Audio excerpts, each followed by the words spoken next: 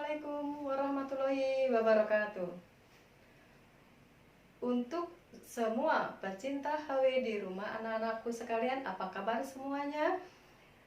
Nah, di sini kita bertemu kembali dengan Bunda Sri dari Hizbul Waton Kuartir Daerah Kota Depok. Supaya kalian tidak jenuh dengan pembelajaran setiap harinya kalian di rumah, maka pada hari ini Bunda ingin mengajak kalian semuanya untuk berlatih Hizbul Waton. Nah, sebelumnya marilah kita berdoa kepada Allah Subhanahu wa Ta'ala, karena hanya dengan rahmat dan inayahnya kita masih diberikan kesehatan pada masa pandemi seperti ini. Mudah-mudahan pandemi segera berlalu dan kita bisa beraktivitas seperti sedia kala. Oke, mari kita masuk langsung ke materi kita, yaitu tentang salam. Sebenarnya apa sih fungsi dari salam itu? Fungsi salam adalah yang pertama itu ada sebagai media untuk menghargai dan menghormati antar sesama anggota pandu. Kemudian yang kedua, salam itu bisa meningkatkan tali silaturahim antar sesama anggota pandu. Bagaimanakah dengan salam bisa meningkatkan tali silaturahim?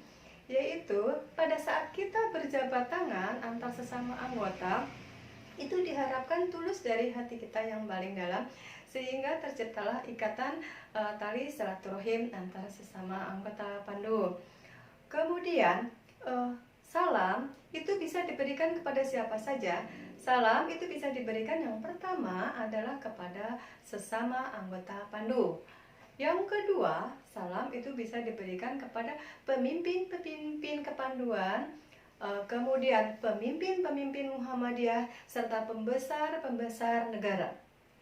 Yang ketiga, salam bisa diberikan kepada jenazah.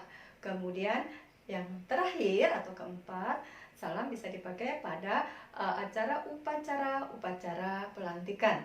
Nah, bagaimanakah cara untuk pemberian salam itu? Cara pemberian salam yaitu yang pertama, itu dengan mengangkat tangan kita seperti kita hormat seperti ini, kemudian jarinya dirapatkan, ujungnya itu diletakkan di ujung alis sebelah kanan.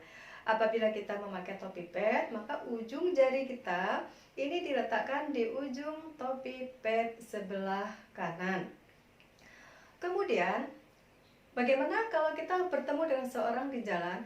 Bertemu dengan seseorang di jalan itu untuk penyampaian salamnya itu bisa dilakukan, bisa seperti poin pertama dengan langsung memberi hormat, atau dengan berjabat tangan sambil mengucap Assalamualaikum. Tidak perlu berhenti dulu memberi hormat, tidak, tetapi langsung aja memberi salam. Kemudian apabila kita sedang membawa barang, baik tangan kanan maupun tangan kiri kita membawa barang nih dua-duanya, jadi kita tidak perlu meletakkan terlebih dahulu barang tersebut, akan tetapi kita cukup dengan membungkukkan badan kita ke depan sedikit sambil mengucapkan Assalamualaikum warahmatullahi wabarakatuh. Kemudian apabila kita bertemu dengan sesama anggota pandu yang lebih tua atau yang duluan kita melihat, pokoknya ya, jadi yang pertama kita melihat itu seyogyanya itulah yang memberi salam terlebih dahulu. Jadi ya, salam itu bisa dengan hormat dan bisa dengan berjabat tangan. Nah, tadi kita Bunda sudah sampaikan bahwa salam itu bisa diberikan kepada jenazah. Lalu bagaimanakah cara memberikan salam kepada jenazah? Cara memberikan salam kepada jenazah, yang pertama, apabila kita bertemu dengan jenazah, maka kita harus berhenti terlebih dahulu, kemudian memberikan hormat dengan membungkukkan sedikit badan kita ke depan, kemudian sambil membacakan doa yang terbaik untuk jenazah.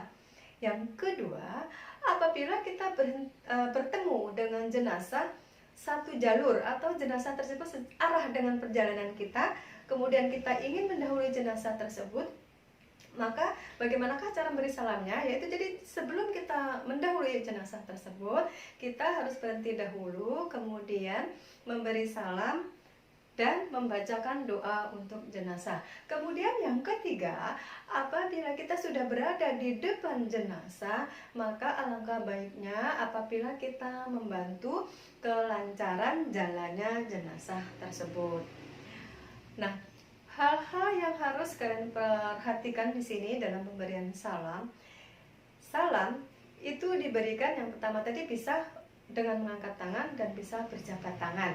Nah, salam itu diberikan, kalau kita bertemu itu alangkah baiknya yang lebih muda yang memberikan salam terlebih dahulu, atau yang melihat pertama yang memberikan salam terlebih dahulu. Kemudian apabila dalam sebuah upacara, maka penghormatan atau salam itu diberikan secara bersama, dipimpin oleh pemimpin upacara. Kemudian pada saat atau di dalam barisan atau di dalam parade, maka yang memberikan salam atau hormat itu cukup diberikan oleh pemimpin pasukan saja. Dan yang terakhir, untuk pemberian salam itu kita tidak harus memakai seragam. Tanpa seragam HW pun kita bisa memberikan seragam, karena dengan pemberian salam itu adalah cara kita menghargai dan menghormati pada sesama anggota Pandu. Nah, demikian materi salam dari Bunda. Gimana kalian? Menarik bukan? Oke, selamat anak-anakku sekalian untuk belajar terus, jangan menyerah dengan keadaan. Fastabihul khairat. Wassalamualaikum warahmatullahi wabarakatuh.